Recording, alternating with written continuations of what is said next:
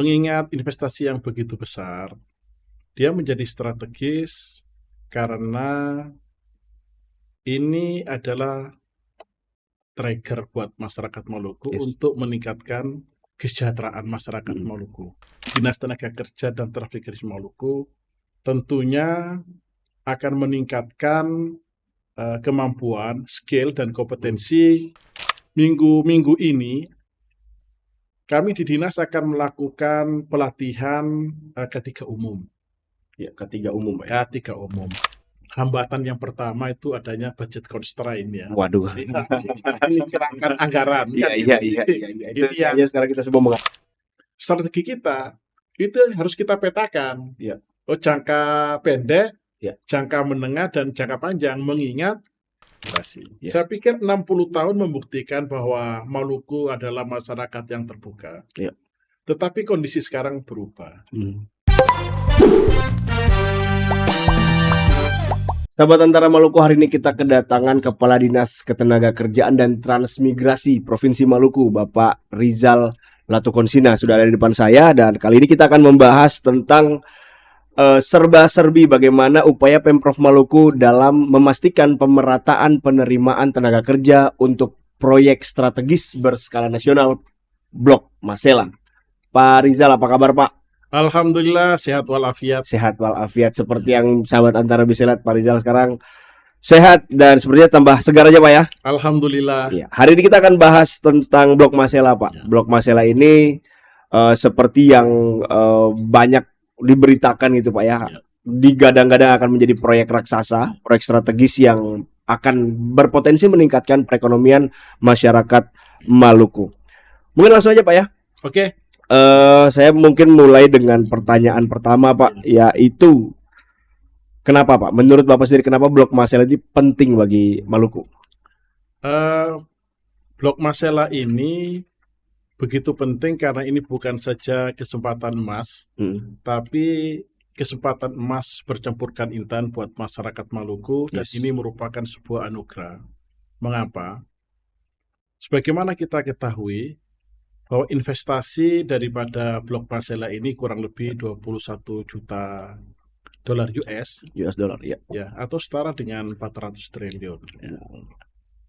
Mengingat investasi yang begitu besar, dia menjadi strategis karena ini adalah trigger buat masyarakat Maluku untuk meningkatkan kesejahteraan masyarakat Maluku. Oleh karena itu, kehadiran Blok Masela ini kami harapkan anak-anak muda Maluku tidak menjadi penonton di negeri sendiri, itu tujuan utamanya, tapi harus mengambil peran penting. Semangat inilah yang harus ditumbuh kembangkan, mulai dari tahapan konstruksi sampai nanti tahapan produksi. Kewajiban daripada Dinas Tenaga Kerja adalah menyiapkan tenaga kerja yang berqualified, yang berkompeten, dan bersertifikasi. Bersertifikasi itu yang penting, Pak. Ya. Untuk bicara, karena Bapak sudah langsung menyinggung soal bagaimana kewajiban provinsi dalam menyiapkan tenaga kerja, Pak. Seberapa besar, Pak, peluang SDM kita nih, Pak, untuk bisa masuk ke dalam proyek strategis Blok Masela ini dari tahap konstruksi sampai nanti berjalannya operasi, Pak? Terima kasih. Apapun itu, mungkin sebelum saya secara sekilas memberikan pandangan tentang kesiapan pemerintah provinsi, tetapi perlu kami ingatkan bahwa proyek strategis nasional di Maluku ini bukan cuma Blok Masela, tetapi ada juga Bendungan Wayapu di Buru dan Maluku Integrated Port nanti yang MIP. Yang nanti insya Allah akan titiknya itu di Maluku Tengah. Artinya apa? Ini adalah peluang untuk menuju masyarakat Maluku yang lebih maju, lebih berperadaban, dan berkontribusi penting. Artinya anak-anak Maluku itu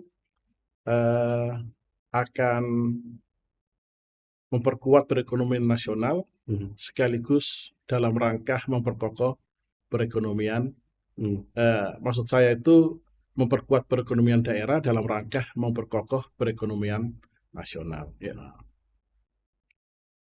Oleh karena itu begini, berangkat dari tingkat pengangguran terbuka, di mana data terakhir BPS itu tingkat pengangguran terbuka kita di Maluku itu berkisar sekitar 5,80%, dan ini membuktikan kerja-kerja dari Pak Gubernur dan Pak Wakil Gubernur yang didukung oleh semua elemen pemerintahan di Maluku, bahwa angka pengangguran terbuka semakin hari semakin menurun.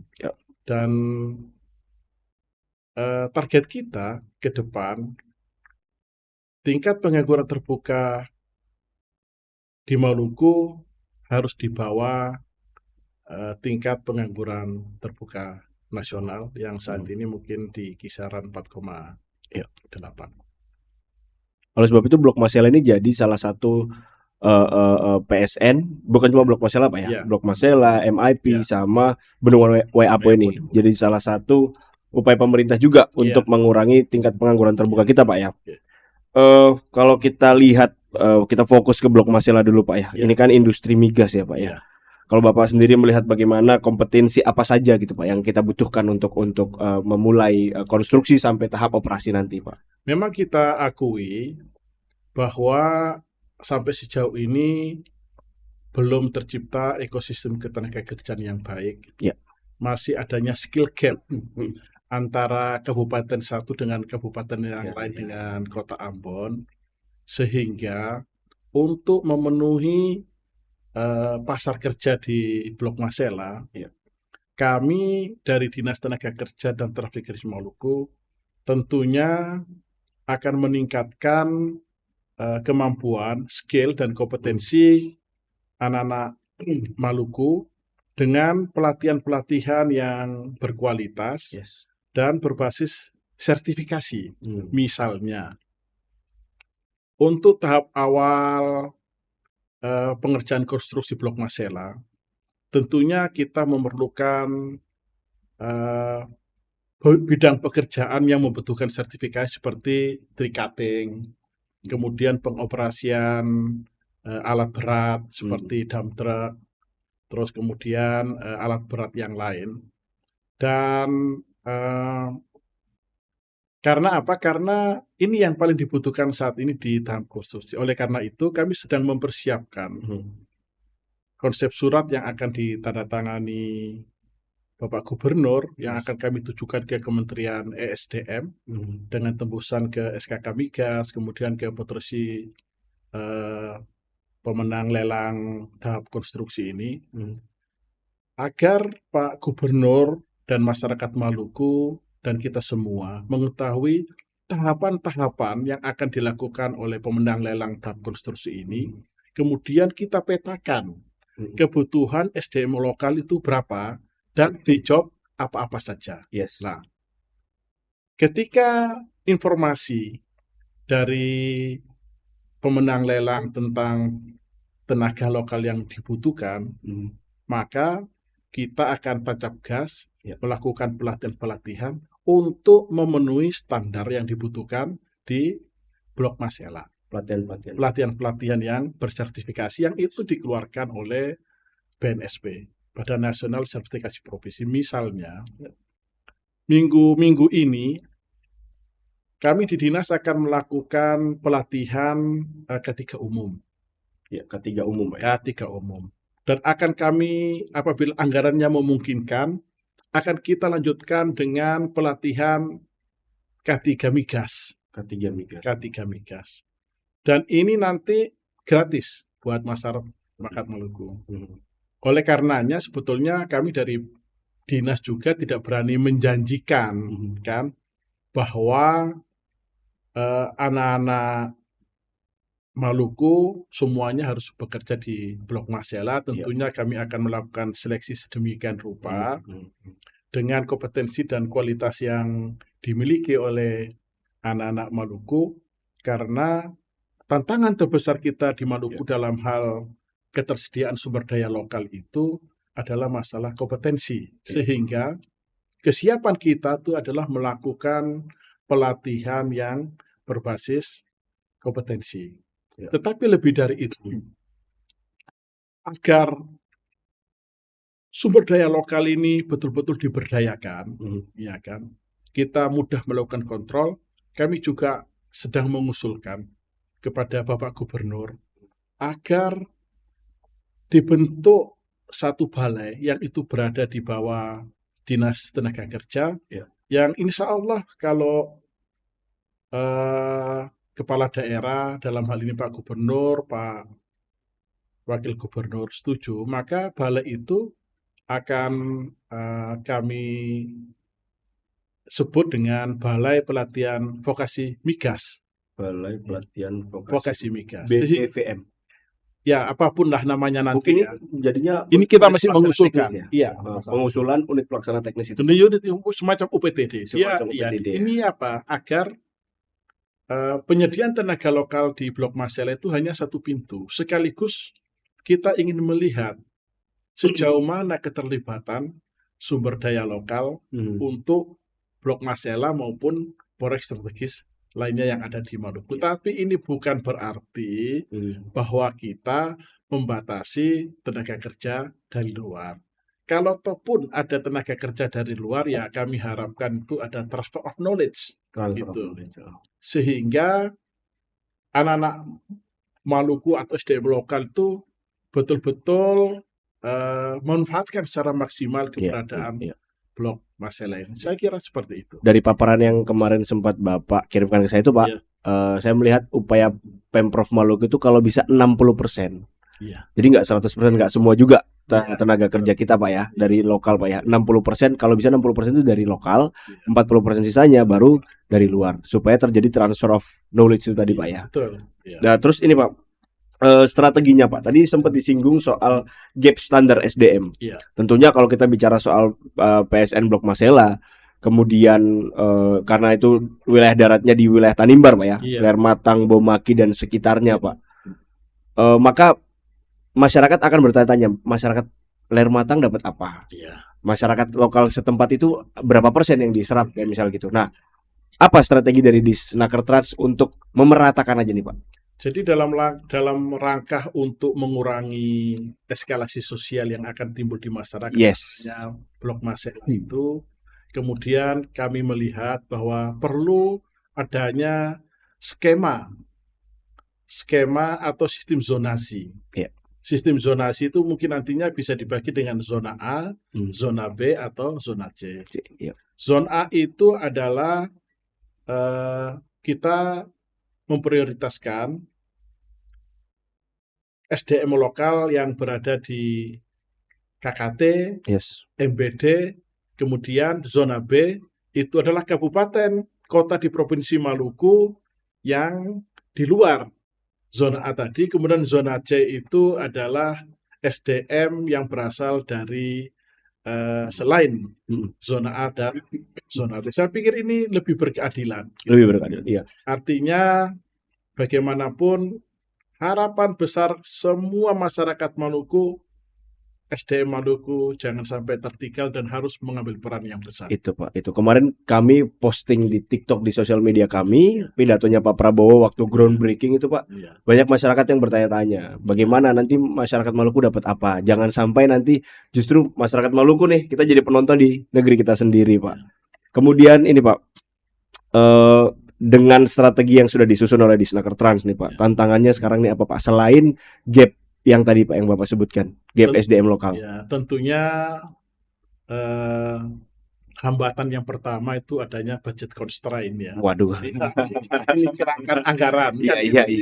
Itu yang sekarang kita semua mengalami. Oleh karena itu, karena kita mengalami budget constraint, kelangkaan anggaran, maka kami harus berpikir keras bagaimana kita melakukan breakthrough atau terobosan dengan memanfaatkan kerjasama dengan pihak ketiga.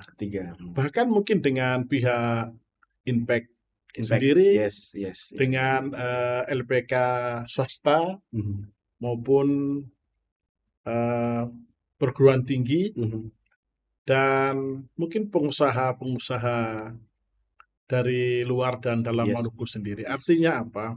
Ada sharing budget gitu. Karena ini untuk kemanfaatan masyarakat Maluku ya, alangkah eloknya apabila anggaran itu juga menjadi sharing budget. Ya, keroyokan lah. Keroyokan. Artinya begini, ada kontribusi pemerintah daerah masing-masing untuk menyiapkan SDM lokal yang nantinya itu akan dipekerjakan di Blok Masela. Mungkin. Bagaimana komunikasi dengan Inpex kemudian dengan perguruan tinggi atau sekolah-sekolah, Pak? Karena kan kalau boleh saya singgung sedikit, Unpad itu punya laboratorium terpadu Blok Masela. Baik, ya. Komunikasi antara Pemprov, saya rasa kolaborasi antara Pemprov dengan pihak pendidikan itu kan penting juga, Pak. Iya, oke. Boleh, Pak. Kalau komunikasi dengan Inpex itu adalah domainnya Pak Gubernur. Yes. Nah, kita dari dinas itu hanya melaksanakan arahan dari pimpinan dalam hal ini Pak Gubernur, maka tanpa seizin pimpinan kami, ya kami tidak akan melangkah jauh. Gitu. Mungkin hal yang sifatnya teknis dapat kami selesaikan di dinas. Ya misalnya kita akan bekerja sama dengan Universitas Patimura dalam hal menjadi Ambon ini adalah menjadi pusat penyiapan sumber daya lokal yang akan bekerja. Oleh karenanya itu pentingnya Balai Pelatihan Vokasi Migas itu agar satu pintu kita bisa mengontrol, kita bisa memprioritaskan anak-anak muda kita di Maluku khususnya ya yang lebih tertarik ke bidang migas ini. Ke bidang migas itu Pak ya. Untuk peluang-peluang kerjanya Pak, anak-anak lulusan mahasiswa itu kalau yang dilihat dari Disnaker terus apa Pak? Dari jurusan apa atau dari SMK juga bisa gitu. Karena kan kita berkaca di saudara-saudara kita di Maluku Utara kan Pak, itu terjadi penerimaan pekerjaan besar-besaran. Ijazahnya juga kita tahu mulai dari SMA pun SMK pun ada gitu istilahnya. Apakah ada peluang ke situ atau sudah ada perbincangan ke situ Pak dengan pihak-pihak terkait? Sebenarnya gini, ini ada irisannya dengan penyumbang terbesar tingkat pengangguran terbuka. Itu adalah lulusan SMA dan lulusan SMK. Mengapa ini terjadi? Karena belum terciptanya link and match antara jurusan yang disiapkan atau tenaga SDM lokal yang didik dengan pasar kerja yang tersedia. Oleh karena itu untuk memenuhi kebutuhan Blok Masela ini khususnya di bidang migas, jadi mungkin kita perlu menyiapkan satu SMK yang khusus di bidang migas dan lulusan-lulusan inilah mereka langsung dipekerjakan di Blok Masela. Karena sebagaimana kita ketahui dari 12.000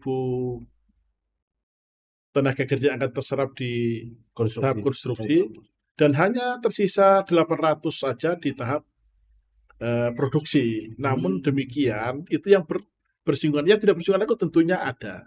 Tentunya ada sehingga strategi kita itu harus kita petakan. Jangka pendek, jangka menengah dan jangka panjang, mengingat Blok Masela itu adalah blok abadi. Gitu. Jadi sampai sepanjang Blok Masela itu ada, ya anak-anak muda kita tetap ada regenerasi pekerja, harus ada regenerasi pekerjaan. Kalau pesan nih Pak buat anak-anak muda Pak, kan kita ini sekarang anak-anak muda kami ini kan Gen Z ini kan pengennya kerjanya itu yang enak gitu Pak ya. Blok Masela kita membayangkan belum jadi aja kita wah kita kerja di migas gajinya besar dan sebagainya. Mungkin pesan-pesan Pak buat anak-anak muda nih Pak. Ya pesan-pesan menyambut Blok Masela. Pesan-pesan saya buat anak muda Maluku, ya kita harus merubah mindset kita. Jangan lagi anak-anak muda kita itu terkonsentrasi di pemerintahan, di government ya. Wah, ketika lulus pokoknya saya harus jadi PNS atau ASN kan gitu. Tetapi ada bidang pekerjaan yang lain yang lebih baik, lebih mulia juga kan gitu. Umpamanya di sektor pertanian kan, terus jadi sektor migas. Artinya apa? Karena kalau di sektor pertanian ini sebenarnya kan peluang besar. Ya. Artinya anak-anak muda kita libatkan menjadi mesin penyanggah kebutuhan logistik di Blok Masela. Oleh karena itu kami juga akan menjalin kerjasama juga dengan LPK, khususnya LPK yang bersertifikasi, kemudian dengan kontraktor Yes. migas agar berkontribusi lah dalam menciptakan anak-anak muda Maluku yang lebih baik, lebih berkualitas dan lebih maju. Gitu, Pak. Artinya anak-anak Maluku ya sekali lagi harus memanfaatkan keberadaan Blok Masela yang saya anggap ini adalah anugerah Tuhan yang luar biasa buat masyarakat Maluku. Emas intan permata kalau tadi di awal Iya, Bapak bilang. Baik, Pak, kita ke topik yang kedua, Pak. Program Kementerian Transmigrasi Patriot. Oke. Nah, bisa dijelaskan dikit, Pak, apa sih Transmigrasi Patriot ini, Pak? Jadi gini, melalui Kementerian Transmigrasi ada 5 program strategis Yap. Kementerian Transmigrasi. Yang pertama itu Transmigrasi Patriot. Ya. Yang kedua Transmigrasi Tuntas. Ya. Yang ketiga Transmigrasi Karya Nusa. Yang keempat Transmigrasi Gotong Royong. Dan yang kelima adalah Transmigrasi Lokal. Ya. Kita tidak alergi dengan 5 program nasional dari Kementerian Transmigrasi. Yes. Saya pikir 60 tahun membuktikan bahwa Maluku adalah masyarakat yang terbuka. Ya. Tetapi kondisi sekarang berubah. Berubah dalam hal apa? Kepadatan di desa adat itu sudah semakin besar. Ya. Dan sebagaimana kita ketahui, Maluku bukan pulau yang besar. Ya. Sehingga yang paling tepat dan paling cocok di Maluku itu adalah kita melakukan percepatan atau penguatan hanya fokus pada transmigrasi lokal. Ini apa? Karena itu tadi, daya dukung kota Ambon itu sudah penuh, desa-desa juga penuh. Yes. Mungkin perlu saatnya dipikirkan penguatan transmigrasi lokal. Hanya sekali lagi, karena transmigrasi lokal kalau bersandar kepada APBD tentunya tidak mencukupi. Ya. Sehingga harapan besar kami ya kementerian mungkin dapat melakukan perbedaan kelakuan terhadap provinsi-provinsi kepulauan sehingga dapat memberikan anggaran yang cukup untuk dilakukan transmigrasi lokal di Maluku. Misalnya ini ada Blok Masela. Ya. Tentunya perlu logistik yang begitu besar.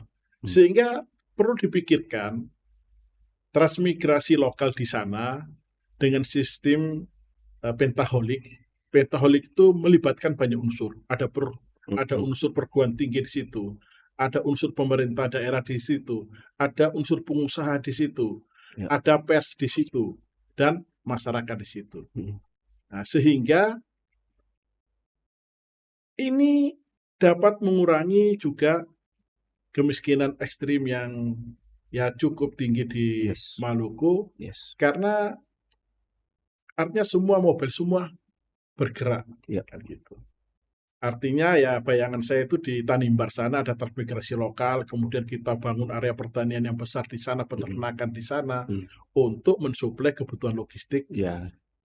Sehingga waktu tahap konstruksi itu semuanya sudah siap. Sudah siap semua. Gitu. Sampai kemudian gini, terkait dengan yang Mas Dedi tanyakan tentang transmigrasi Patriot. Ekspedisi Patriot istilahnya. Sebagai salah satu daripada program transmigrasi, itu Kementerian Transmigrasi itu mengirim sumber daya unggul, dipilih dari perguruan tinggi, kemudian dikirim ke daerah-daerah transmigrasi untuk melakukan pemetaan potensi-potensi apa yang bisa ditumbuh kembangkan di daerah transmigrasi, sekaligus membangun pusat ekonomi baru di daerah transmigrasi. Tetapi gini, yang saya lihat ini, transmigrasi di Maluku ini itu harusnya lebih fokus ke pertanian karena mereka itu adalah lumbung pangan di Maluku gitu. Jangan lagi mereka terlibat dengan irisan-irisan atau urusan-urusan yang tidak berkaitan dengan Maluku. peningkatan Hmm. hasil-hasil pertanian kan gitu. Untuk implementasinya sendiri Pak di Maluku sampai hari ini gimana Pak? Karena kan di beberapa Baik. daerah sudah pelepasan nih Pak ya, Ekspedisi Baik, Patriot ya. 29-30 Juli ini sudah pada Baik, pelepasan. ya. Di Ekspedisi Maluku Patriot itu beberapa bulan yang lalu ada tim dari ITB dan kami sempat berkomunikasi dengan mereka dan saya memintahkan dari hasil kajian mereka dan migrasi agar potensi-potensi ekonomi itu disampaikan kepada kami, kepada pemerintah daerah, agar atas dasar identifikasi potensi itu, ya mungkin dapat kita implementasikan pada saat transmigrasi lokal terjadi. Oh, berarti sampai saat ini belum ada Pak ya? Belum ada. Belum ada. Ya, hanya ada tim yang pernah turun ke Tim yang Komisanta, ya kemudian mereka memetakan potensi ekonomi, Yes. tapi sampai sekarang hasil daripada potensi itu belum disampaikan ke kami dan kami akan mencoba berkomunikasi dengan Ekspedisi Patriot kembali. Iya. Berarti pada kesimpulannya itu mengenai Ekspedisi Patriot, pemerintah provinsi tetap mendukung, tapi mengutamakan yang transmigrasi lokal. Transmigrasi lokal. Karena yang paling up to date, yang paling pas itu ya kita kuatkan transmigrasi lokal, bukan berarti kita alergi atau menolak program nasional dari Kementerian Transmigrasi. Tetap didukung, tetap didorong Pak ya. Iya, tetap didukung. Tetap didukung, tetap didorong tanpa mengenyampingkan yang namanya transmigrasi lokal. Karena saya rasa saya juga setuju Pak dengan Bapak. Karena ketika transmigrasi lokal itu dilakukan, perpindahan masyarakat Maluku dari satu wilayah ke wilayah yang lain masih di satu provinsi, saya rasa tidak terjadi gap budaya di situ. Masih ada mereka juga paham kan dengan negerinya sendiri gitu Pak. Baik. Pak, mungkin terakhir nih Pak, ada nggak yang mau disampaikan gitu Pak berkaitan dengan transmigrasi lokal itu sendiri untuk masyarakat di Maluku sendiri? Sebetulnya kami ingin menciptakan satu program transmigrasi yang tidak bergantung dengan perpindahan penduduk. Artinya begini, saya memiliki pandangan kalau transmigrasi masa lalu itu identik dengan perpindahan penduduk atau perpindahan masalah. Dengan transmigrasi lokal ini kami ingin melakukan perpindahan kesejahteraan. Ini yang harapan saya. Begitu. Ya mudah-mudahan kalau sekali lagi kita terbentur pada anggaran, tetapi tetap paradigma kita itu adalah melakukan transmigrasi lokal dengan tujuan perpindahan kesejahteraan. Bukan perpindahan masalah atau perpindahan penduduk saja.